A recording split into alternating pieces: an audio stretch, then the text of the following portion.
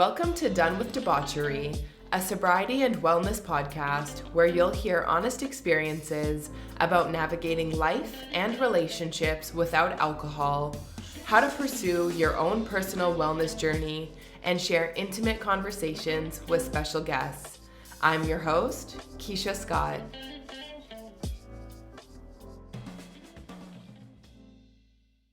Hello, and welcome back to Done with Debauchery. First things first, I hope you listened to my episode last week with Sarah Kate from Some Good Clean Fun. And if you haven't, I do forgive you, but I highly recommend you give it a listen. I know a lot of you are listening right now who found the show because of my interview on a Sober Girls Guide podcast, so I want to say a huge thank you to any new listeners. I'm so happy you're here. When this episode comes out, my lovely mom will be visiting me for a week. So head over to my Instagram so you can see all the delicious mocktails I will be forcing upon her. And I do have a couple events planned for us that I will be sober through. So if you're looking for things to do in the city of Toronto, I will be having some recommendations for you. Today is another solo episode, and I want to talk to you about one of the most common questions we ask ourselves when we're taking inventory and starting to evaluate our relationship with alcohol. This was the first question I asked myself, and one of the first things I started doing when I was becoming concerned with my drinking was taking my ass to Google and searching this burning question. Am I an alcoholic? I started by reading the definition of an alcoholic. I took online quizzes. I really searched every corner of the internet for just some kind of confirmation. I honestly don't know what I was hoping the answer would be. A part of me felt like if I was an alcoholic, then at least I knew what was wrong with me. On one hand, I thought that if I was an alcoholic, then I knew my fate. I probably needed to go to AA, I would never be able to drink again, and I'd have this label for life. Everyone would know why I can't drink alcohol. Oh, she's an alcoholic. But at least it would finally make sense why I was unable to control my drinking for so long. But on the other hand, I didn't feel like an alcoholic, and I still don't. I think we all have this vision in our minds of who an alcoholic is, and I never felt like that made sense for me. I wasn't drinking every day. I wasn't going on 3-day benders. I never drank in the mornings, and I wasn't drinking at work. And that's not to say that that's what an alcoholic does, or if you've done any of those things, then you're an alcoholic. But that's what made sense to me at the time. And it's what society and the internet told me an alcoholic looked like.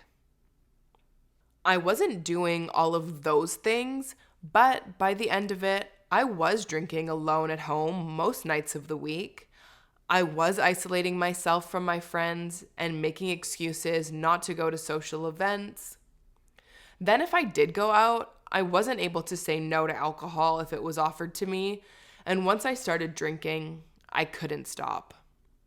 I blacked out all the time, I did hard drugs, and I made horrible decisions that I like to think that sober Keisha wouldn't have made.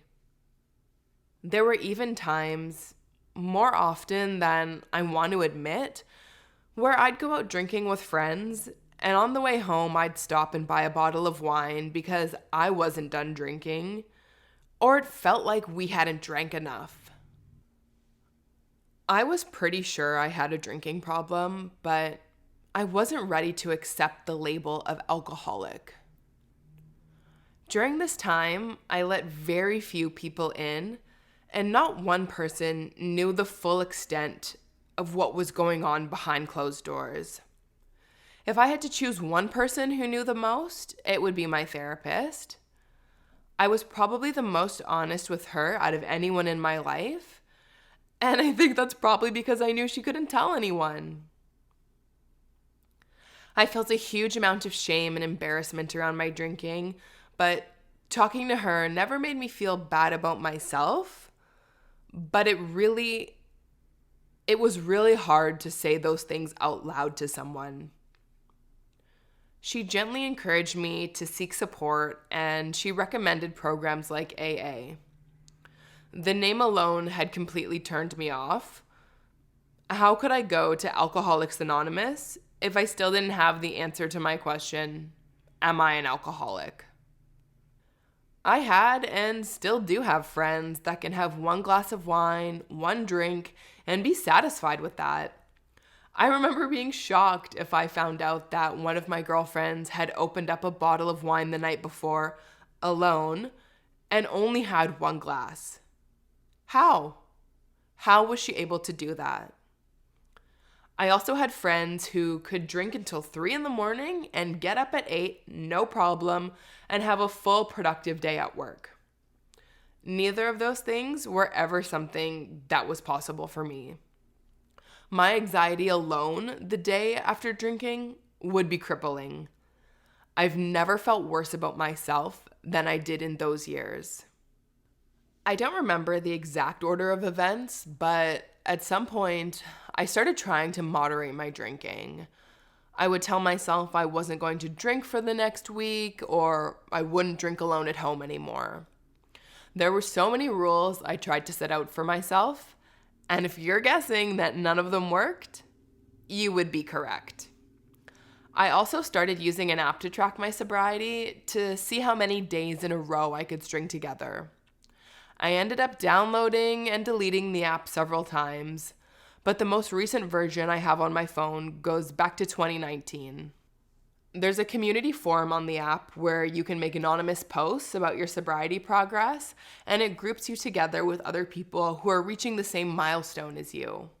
I made my first post on November 8th, 2019, and it says, I made it to 10 days sober for the first time, but now restarted and back at day 1. Woke up today full of guilt and regret. I've struggled to admit for years that I may have a drinking problem, but every time I drink, I show myself the truth. Reading this post now is honestly really crazy to me because when I look back at my drinking, I thought that it wasn't getting bad until mid-2020.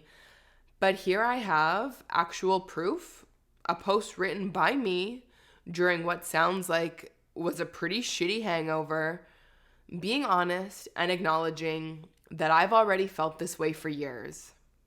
One person replied to my post on the app, and they wrote, "What's important now is that you chose to restart." And even though I don't remember the circumstances about writing that post, I do remember receiving that reply. And it really stuck with me. It became something that I held on to whenever I would find myself back at day 1. What I did the night before had already happened, and I couldn't change it. But what became important was that I chose to restart. For me personally, being labeled an alcoholic was scary, but it wasn't so much the idea of carrying this label that stopped me from making change. It was the fact that I didn't fit into society's vision of what an alcoholic is that really prevented me from changing my drinking habits and removing alcohol from my life. There's a lot of literature now and conversations happening about why asking, "Am I an alcoholic?" is the wrong question, and what better questions to ask yourself are. Like, is drinking alcohol impacting my life in a negative way? I've never answered the question of am I an alcoholic, and the answer doesn't matter to me anymore. What's important is that I kept choosing to restart, and now I know for sure that my life is better without alcohol. So I did end up going to Alcoholics Anonymous a handful of times. It was during the pandemic and the majority of meetings were online, so I felt like I didn't really have an excuse to not at least try it. Plus, it was free. So I think I went about 4 or 5 times over a period of about a year. And I wouldn't say that I had a bad experience by any means. Everyone I encountered was so nice and welcoming, and people messaged me to give me their phone number if I needed extra support. So even though everyone was lovely, I didn't really feel like I belonged there. I found myself comparing my drinking to other people in the meetings, and I had this feeling like my drinking wasn't actually bad enough. And the main thing was I didn't identify with the label of alcoholic. The idea of sharing openly during the meetings was also terrifying to me, which sounds so funny to say now because I'm sharing so much on this podcast and on social media. But I am an extremely private person, and being vulnerable with strangers was way outside of my comfort zone at the time. With the comparing drinking, I found myself doing that quite frequently, and it would help me rationalize that I wasn't the only one drinking this way, and what I was doing must be normal or fine. So even though I knew that none of my friends were drinking as much or as frequently as I was kind of taking the worst parts of all these different people's drinking habits and doing them all, but justifying that because quote unquote everyone was doing something similar, but in reality, they weren't doing what I was doing, and that can feel so isolating.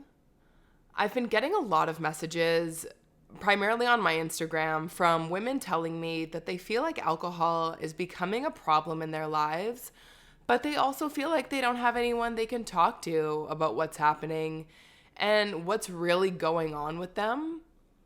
So if that's you, just know that you're in the right place. I understand how you're feeling. I've literally been there.